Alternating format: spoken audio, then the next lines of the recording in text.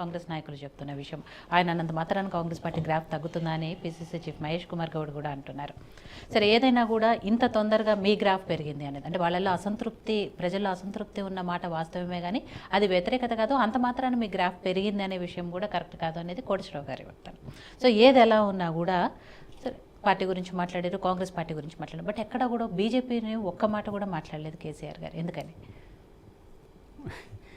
బీజేపీని ఒక్క మాట కూడా మాట్లాడలేరు అని చెప్పేసి మీరు అడుగుతున్నారు. ఏం సంబంధం బీజేపీతో ఏం సంబంధం ఉంది? సంబంధం ఏమన్నా ఉందా? ఇప్పుడు ఇక్కడ ప్రధానంగా రెండు పార్టీలు తలపడుతున్నాయి, కాంగ్రెస్, బీఆర్ఎస్. బీజేపీ మీ లెక్కలో లేదు, మా లెక్కలో లేదు కాబట్టి తను టచ్ చేయలేదు. మా అధినాయకులు దాన్ని లెక్కలోకి తీసుకోలేదు. మేము జాతీయ పార్టీ మాకు పోటీ కాదు. జాతీయ పార్టీ ఇప్పుడు ఏ జాతీయ పార్టీ ఉన్న దగ్గర ఇప్పుడు తమిళనాడు ఉంది, ఏమి ఇచ్చింది? రాష్ట్రం మీద బాధ్యత ఉందంటే ఎట్లా చెప్పాలి? ఇప్పటికి కూడా కేంద్ర ప్రభుత్వం నుంచి 8 మంది ఎంపీలు ఉన్నారు. కేంద్ర ప్రభుత్వం నుంచి కావాల్సిన బడ్జెట్ గురించి మాట్లాడట్లేదు అంటున్నారు కదా, మరి ఆ విషయం గురించి ఎక్కడ ఎందుకు కేసీఆర్ గారు ప్రస్తావించారు? మేము ఆల్రెడీ మేము అడుగుతూనే ఉన్నాము, అంతకుముందు చెప్తూనే ఉన్నాము. నిన్న వాటి వైపుకి వెళ్ళలేదు, మా వైపు మా రాష్ట్రానికి సంబంధించిన అంశాల వరకే పరిమితమై తను మాట్లాడారు.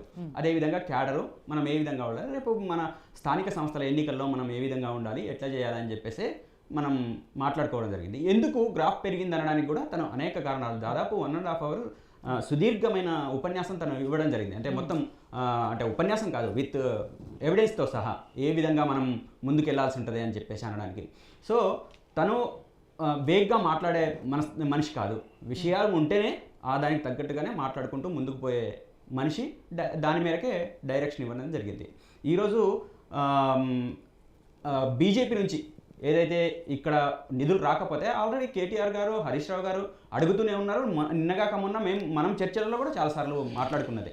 ఎందుకంటే ఇక్కడ 8 మంది కాంగ్రెస్ పార్టీకి సంబంధించిన 6 గ్యారెంటీల అమలుకు రావట్లేదు అనే విషయం కూడా వాళ్ళు మాట్లాడుతూనే ఉన్నారు. ఇప్పుడు కొత్త కేసీఆర్ గారు మాట్లాడేది కూడా ఏం లేదు అట్లా కాదు. ఇప్పుడు నిన్న దానికి సంబంధించి కూడా అమలు ఏది ఎన్నికల్లో వాళ్ళు ఇచ్చిన హామీలు విఫలమైనాయి అని చెప్పేసి మాట్లాడిరు తప్పితే పర్టికులర్గా దాడి చేసింది అయితే ఏం లేదు కదా. అమలు విఫలమయ్యారు వాళ్ళు అమలు చేయడంలో. రేపు మనం స్థానిక సంస్థలలో మనం తప్పనిసరిగా ముందుకెళ్లాల్సిన అవసరం ఉంది. అది మనకు ఫేవర్గా ఉంది, మన గ్రాఫ్ పెరిగింది. ప్రభుత్వం అమలు చేసే హామీలు ఏవి కూడా అమలు కావట్లేదు కాబట్టి రేపు మనకు ఫేవర్గా ఉందని అనే విషయం వరకే పరిమితమయ్యారు. అదే దానికి క్యాడర్కి చెప్పడం కూడా జరిగింది. రేపు రాబోయే రోజులలో వాళ్ళు ఎన్ని మాట్లాడినా, ఏం చేసినా, ఎట్లా చేసినా, ఇప్పుడు రైతు రుణమాఫీ ఒకేసారి ఇచ్చినామని చెప్పేసి అన్నారు. ఎంతమందికి ఇచ్చిండ్రు? మీరు చెప్తున్న లెక్కల ప్రకారమే మాట్లాడండి. రైతు రుణమాఫీ ఇచ్చినామని చెప్పేసి కాంగ్రెస్ మాట్లాడుతుంది కదా. మాట్లాడుతున్న దాంట్లో వాళ్ళు ఇచ్చింది 18,000 కోట్ల రూపాయలు, మొత్తం వాళ్ళు చెప్పింది 39,000 కోట్ల రూపాయలు. 39,000 కోట్ల రూపాయలలో 18,000 కోట్ల రూపాయలు చెప్పారు. సంక్రాంతికి ముందు ఒక మీటింగ్లో ఇంకో 2,000 కోట్ల రూపాయలు అనౌన్స్ చేశారు. సంక్రాంతి తర్వాత ఆ 2,000 కోట్ల రూపాయలు ఇస్తామని చెప్పారు, కానీ అది కూడా ఇవ్వలేదు. అంటే మొత్తంగా వీళ్ళు రైతు రుణమాఫీ కేటాయించింది ఎంత అంటే 18,000 కోట్ల రూపాయలు. అదేవిధంగా ఇందిరమ్మ ఇల్లు ఇస్తున్నామని చెప్పేసి అన్నారు. ఎంతమంది లబ్ధిదారులకు ఇప్పుడు ఫైనల్ చేశారు వీళ్ళు? ఇప్పుడు సంవత్సరం అయింది కదా, సంవత్సరానికి 2 లక్షల ఇళ్ళు అన్నారు కదా, మరి సంవత్సరానికి 4 లక్షలు 2 లక్షలు అన్నారు. ఎంతమంది లబ్ధిదారుని ఫైనల్ చేశారు ఇప్పటిదాకా? ఇంతగా రాజుగారు అన్నట్టు అంటే భూమి ఉన్న వాళ్ళకే ఇస్తాము అని చెప్పేసి మాట్లాడుకుంటే భూమి ఎంతమందికి ఉంది? ఎంతమందికి ఇస్తారు మీరు? 1 కోటి రూపాయలు పెట్టి భూమి కొంటే హైదరాబాద్ లాంటి ప్రాంతంలో 5 లక్షలు నువ్వు ఇస్తావా? 1 కోటి రూపాయల భూమి, 5 లక్షలు నువ్వు. అంటే నీ 5 లక్షల కోసం 1 కోటి రూపాయలు పెట్టి భూమి కొనాలి, అంతే కదా. ఇప్పుడు ప్రభుత్వం చెప్తున్న దాని ప్రకారం 1 కోటి రూపాయలు అవుతుంది ఖచ్చితంగా. 100 గజాలు కొనాలని అంటే 1 కోటి రూపాయలు అవుతున్న పరిస్థితి, 50 గజాలకు 50 లక్షలు అవుతున్న పరిస్థితి. అటువంటిది 50 లక్షలు పెట్టినా లేకపోతే 1 కోటి రూపాయలు పెట్టినా నీ 5 లక్షల కోసం అయితే వాళ్ళు ఇప్పుడు కొత్తగా ప్లేస్ అయితే తీసుకోరు కదా. గ్రామీణ ప్రాంతంలో ఈరోజు లేని వాళ్ళు ఎంతమంది, నీ సర్వే ప్రకారమే లేని వాళ్ళకి ఎంతమందికి ఉంది ఏంటి అని అనౌన్స్ చేసేసాయి. చేసిన తర్వాత వాళ్ళకు ఎంతమంది లబ్ధిదారులో నిర్దిష్టంగా ఇప్పటికీ ఫైనల్ కాని పరిస్థితి ఉంది. దానికే కదా మన గ్రామ సభలు పెట్టి వాళ్ళు గ్రామ సభల్లో కూడా మేడం ఎక్కడా కూడా ప్రజలు సంతృప్తికరంగా లేరు. వీళ్ళు ఇచ్చిన తప్పుల తడకలు, లెక్కలన్నీ తప్పులు అని చెప్పేసి వాళ్ళు నిలదీస్తున్న పరిస్థితి గ్రామ సభలలో. ప్రభుత్వానికి ఎక్కడా కూడా అనుకూలమైన పరిస్థితి కనపడట్లేదు. వాళ్ళు అట్లా చెప్పుకుంటున్నారేమో, చెప్పుకొని మేము కాదనట్లేదు, కానీ ఎవరమైనా మేము బాగున్నామని సార్ అన్నట్టు కోటేశ్వరరావు సార్ అన్నట్టు వాళ్ళు అనుకుంటే అనుకోని, కానీ అసంతృప్తి అనేది ఎలక్షన్లలో ఏదైతే వ్యతిరేకత మారుతుందో ఆ మారే మూమెంట్ రేపు స్థానిక సంస్థల ఎన్నికలేమో అని చెప్పేసి మేము అనుకుంటున్నాం. ఖచ్చితంగా మాకు అనుకూలంగా, మాకు ఫేవర్గా ఉంటుంది, వీళ్ళ వైఫల్యాలే మాకు అనుకూలంగా మారుతాయని చెప్పేసి మేము చెప్తున్నాం. ఖచ్చితంగా అవి మారుతాయనే ఉద్దేశంతోనే ఉన్నాం. వాళ్ళు ఏది చెప్పినా, ఏది మాట్లాడినా ఏదో మేము అంటే వాళ్ళు అట్లనే మాట్లాడతారు, రేపో మాపో ఇక్కడ నుంచి వెళ్ళిపోతాడు కాబట్టి క్యాడర్ని కూర్చోబెడతాడు, క్యాడర్ని కూర్చోబెట్టి తను వెళ్ళిపోతాడంటే ఆడికి వెళ్ళిపోతాడు. మీలాగా 30 సార్లు 40 సార్లు ఢిల్లీకి తిరిగి రూపాయి తెచ్చుకోకుండా, కనీసం రూపాయి తెచ్చిన పాపాన పోకుండా అది పక్కన పెడితే ఇప్పటికీ నింపాల్సిన 6 మంత్రులను నింపలేదు. ఇది ఎంత సిగ్గుచేటు. సంవత్సరం అవుతుంది, సంవత్సరం అయిపోయింది, 14 నెలలు సంవత్సరం అయిపోయింది. 6 ఇది రాజ్యాంగం ప్రకారం నింపాల్సిన 6 మంత్రుల్ని మీరు ఫుల్ఫిల్ చేయకుండా ఈరోజు గేమ్ ఆడుతున్న పరిస్థితి ఉంది. మీరు వేరే వాళ్ళ మీద కామెంట్ చేస్తున్నారు. మీరే సంసారం చక్కగలేదు, మంది సంసారం గురించి కామెంట్ చేస్తారు. మీకుందా? ప్రభుత్వం నడుపుతున్నారు. మీరేం ఇండివిజువల్ కాదు, మీరు వ్యక్తిగతం కాదు, ప్రభుత్వాన్ని ఈ 4 కోట్ల మంది తెలంగాణ ప్రజల మీద పరిపాలన చేస్తున్నారు. మీరు ఈ పరిపాలనకు కావాల్సిన రాజ్యాంగబద్ధంగా 6 మంత్రి పదవుల్ని ఫిలప్ చేయాల్సిన బాధ్యత లేదా? ఇది అనేక సార్లు చర్చల్లోకి వచ్చింది. ఎందుకు దాని గురించి మనం పట్టించుకోరు? 30 సార్లు 40 సార్లు ఈరోజు రేవంత్ రెడ్డి గారు ఢిల్లీకి పోయి సాధించింది ఏంది? తీసుకొచ్చింది ఏంది అంటే దానికి 1,52,000 కోట్ల రూపాయల అప్పులు. అంతకంటే మించి ఏముంది? మేం చేసిన అప్పులు అని చెప్పేసి మాట్లాడుతున్నారే వీళ్ళు చేసిన అప్పులు సంవత్సరంలోనే 1,52,000 కోట్ల రూపాయలు కదా. మరి ఈ డబ్బులు ఎవరికి పోయినాయి? ఆనాడు మేము తీసుకొస్తే అది ఒక రైతు బంధుకు పోయినాయి, అదేవిధంగా రైతు రుణమాఫీకి పోయినాయి, లేకపోతే ప్రాజెక్టులకు అయినాయి, లేకపోతే డబుల్ బెడ్రూమ్ ఇళ్ళు కట్టిన వాటికైనాయి, లేకపోతే కళ్యాణ లక్ష్మికి అయినాయి, లేకపోతే ఇంకో రకం అంటే అనేక పథకాలకు రూపంలో డబ్బులు పోయినాయి, ప్రజల చేతుల్లో డబ్బులు ఆడినాయి. ఈరోజు మీరు చూడండి, ఈ నెల రోజుల కాలంలోనే దాదాపు 4 రియల్టర్స్ అప్పులు తెచ్చారు, లక్షల కోట్ల అప్పులు తెచ్చి ఇక్కడ సంక్షేమ పథకాలకి పెడితే అప్పులే కదా లాస్ట్ చివరికి మిగులుతాయి. మేడం పుణ్యకార్యము, మీరు ఎవరికి మీరు 1,52,000 కోట్ల రూపాయలు తెచ్చి ఏం మాట్లాడతారు? ఏం చేసిండ్రు? మేము తెచ్చిన జనాలు ఏం లోపల వేస్తే ఎవరు ఊరుకోరు, ఏం బయటపడవు. మీరు ఈ మాట సంవత్సరం నుంచి చెప్తున్నారు, లేస్తే మనిషిని కదా అని చెప్పేసి అనుకుంటూ ఇప్పటిదాకా గడిచింది దాదాపు 14 నెలలు గడిచింది. మీరు ఏం పైన పెట్టినరు?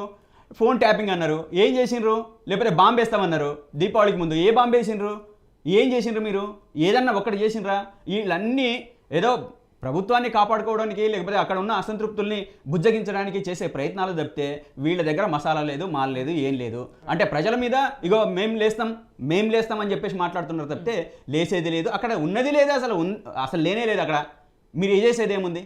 మీరు ఒకవేళ నిజంగానే మా పార్టీ మీద మీకు అంతటి ఇదే ఉంటే మీరు నిర్దిష్టమైన సాక్ష్యాలని ఈరోజు ప్రవేశపెట్టేసి ఇమీడియట్గా ఎవరిని అరెస్ట్ చేయాలన్నారు వాళ్ళకి అరెస్ట్ చేసేవాళ్ళు కదా. మీరు మొన్ననే అన్నారు కదా, మొన్న ఒక నెల రోజుల క్రితం అన్నారు కదా, నెల రోజుల క్రితం ఏమైనా అరెస్ట్ చేస్తామని చెప్పేసి అన్నారు కదా. ఏమైనా సాక్ష్యాలు ఎక్కడ పెట్టినరు? ఫోన్ ట్యాపింగ్ అని అన్నారు. ఫోన్ ట్యాపింగ్లో ఎంతమందికి పట్టించారు మీరు? ఏమైంది? దాంట్లో అరెస్ట్ చేస్తామని చెప్పేసి మాట్లాడినారు కదా, ఏమైంది? ఎక్కడ నిజం తేలింది? ఇవన్నీ అంటే ప్రజల్లో ఒక రకమైన ఒక నమ్మకాన్ని, ఇగో మేము ఇది చేసినాం, వీళ్ళు ఇట్లా చేసిండ్రు అట్లా చేసిండ్రు అని చెప్పేసి మాట్లాడి ఒక నమ్మకం కలిగించడం కోసం ఒక ప్రయత్నం చేసిండ్రు. కానీ ప్రాక్టీస్లో ఏం లేదు. ఈరోజు 452 మంది రైతులు ఆత్మహత్య చేసుకున్నారు. ఇది మీకు కనపడట్లేదా? ఏ పథకం తీసుకున్నా మీరు ఏం సక్రమంగా అమలు చేసిండ్రని ఈరోజు మా పార్టీ మీద మీరు ప్రభుత్వంలోకి వచ్చారు. ఇందాక కోటేశ్వర సార్ కూడా ఒక మాట అన్నారు, బీఆర్ఎస్ పార్టీ గ్రాఫ్ సంబంధించి వీళ్ళంతా మైండ్ గేమ్ ఆడుతున్నారు, లేకపోతే ఇంకోటి ఆడుతున్నారు అని చెప్పేసి అంటున్నారు. నేనేమంటున్నానంటే వీళ్ళు మీ నోటిఫికేషన్స్ ఎందుకు ఇవ్వలేదనే మాట కూడా తను మాట్లాడారు. అయ్యా, మేము నోటిఫికేషన్లు ఇవ్వలేదని, లేకపోతే ఇంకో పని చెయ్యలేదని, ఏదో కొంత ప్రజలకు అసంతృప్తి ఉండే కదా మాకు ఈరోజు అధికారాన్ని ఇవ్వలేదు. అధికారాన్ని ఎందుకు ఇవ్వలేదు? అందుకే కదా ప్రజలకు ఏదో అవసరం వచ్చింది అంటే అనుకున్న దానికంటే కూడా ఇంకా ఎక్కువ కావాలనుకున్నారేమో. వీళ్ళు ఇచ్చిన హామీలు ఏవైతే ఉన్నాయో అరచేతిలో వైకుంఠం లాగా కనపడ్డాయి వాళ్ళకు. అరే ఇవి మాకు అవుతాయి, ఇప్పటిదాకా నీళ్ళ సమస్య పోయింది, లేకపోతే ఇంటి సమస్య పోయింది, లేకపోతే ఇంకో అంటే పెళ్లి చేసే ఒక పెద్ద సమస్య, 1,00,000 రూపాయలు కావాలంటే ఆ సమస్య తీరింది. అనేక సమస్యలు తీరినాయి. ఈ సమస్యల్ని మర్చిపోయి కాంగ్రెస్ పార్టీ ఇంకో 4 రూపాయలు ఎక్కువ ఇస్తానంటుంది కాబట్టి దాన్ని మనము తీసుకుందామని చెప్పేసి అనుకున్నారు ప్రజలు. దానికి తగ్గట్టుగా నమ్మి ఓట్లేసి ఈరోజు అధికారంలో కూర్చోబెట్టినరు. అది నిరుద్యోగులు కావచ్చు, విద్యార్థులు కావచ్చు, లేకపోతే మహిళలు కావచ్చు, లేకపోతే రైతులు కావచ్చు, ఇంకా ఎవరైనా సరే అన్ని వర్గాల వాళ్ళు కాంగ్రెస్ పార్టీని నమ్మే కదా వాళ్ళకి ఓటేసింది. మాకు నమ్మలేదు కాబట్టి ప్రతిపక్షంలో కూర్చోబెట్టింది. మళ్ళీ దాని గురించి నోటిఫికేషన్స్ ఇవ్వలేదని మేము 50,000 నోటిఫికేషన్స్ ఇస్తే దాన్ని సపోర్ట్ ఫిలప్ చేసేసి కామ్గా కూర్చున్నారు. ఇప్పుడు కొత్త నోటిఫికేషన్లు ఎన్ని ఇచ్చారు వీళ్ళు? అది చెప్పండి. ఇప్పుడు గవర్నమెంట్లోకి వచ్చిన తర్వాత 14 నెలలకు వాళ్ళు ఇచ్చిన నోటిఫికేషన్ ఏంటని మాట్లాడండి. మేము నోటిఫికేషన్ ఇవ్వలేదు, మనం ఓడగొట్టినరు. వీళ్ళు నోటిఫికేషన్ ఇవ్వట్లేదు, ఇస్తామని చెప్పేసి వచ్చి నోటిఫికేషన్ ఇవ్వలేదు. వాళ్ళకి ఎందుకు ఇవ్వలేదు? ఇప్పుడు ప్రజెంట్ అసలు జనరల్గా ఏం మాట్లాడుకోవాలి మనం ఎనాలిసిస్ట్ కానీ లేకపోతే ఇంకో జనరల్గా ఇప్పుడు మేము పొలిటికల్ పార్టీస్ ఉన్నాం మేడం. మా గొప్ప మేము చెప్పుకుంటాం. కొన్ని విషయాల్ని దాపెడతాం, మేము దాచిపెట్టేసి మాట్లాడతాం. కానీ ఒక ఎనలిస్ట్ అనే మనుషులు, విజ్ఞానవంతులు, వాళ్ళు ఏం చేయాలి? ఏ తప్పు కా తప్పు హంసలాగా నీటిని నీళ్లు, పాలను చేయాల్సిన బాధ్యత వాళ్ళ మీద ఉంది. కానీ ఓవరాల్గా హామీలు వాళ్ళు మరుస్తున్నారని చెప్పేసి అన్నారు. కానీ ఒక్కొక్క అంశం తీసుకొని ఈరోజు ఎందుకు చెప్పట్లేదు ఎనాలిసిస్టులు? ఎందుకు ఆ విధంగా మాట్లాడట్లేదు? మమ్మల్ని ప్రతిపక్షంగా ఉన్న వాళ్ళ మీదనేమో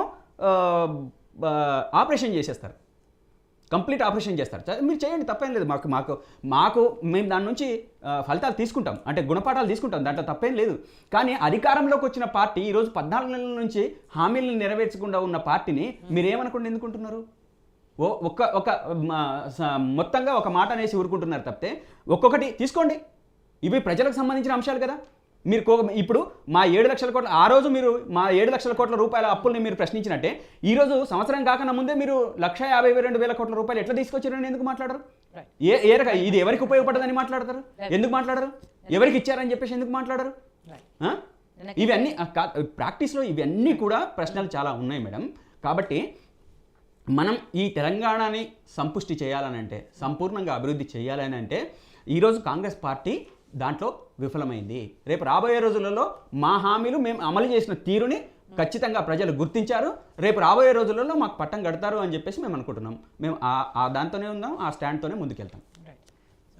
రవి గారు, అంటే గతంలో బీఆర్ఎస్ ప్రభుత్వం ఉన్నప్పుడు ఏటా ఆదాయం పెరుగుతూ వచ్చింది, కానీ కాంగ్రెస్ పార్టీ వచ్చిన తర్వాత తగ్గుతూ వస్తుంది. అదే సేమ్ ఆఫీసర్లు ఉన్నారు, అదే యంత్రాంగం ఉన్నప్పటికీ ఆదాయం మాత్రం తగ్గుతూ వస్తుంది అని. అంటే అధికారులతో పని చేయించుకునే పరిస్థితుల్లో ముఖ్యమంత్రి లేరు, అసలు ఈవెన్ ఐఏఎస్లు వాళ్ళు కూడా ముఖ్యమంత్రి మాట వినట్లేదు అనేది కూడా కేసీఆర్ గారు మాట్లాడారు. నిజంగా ఆ పరిస్థితి ఉందా?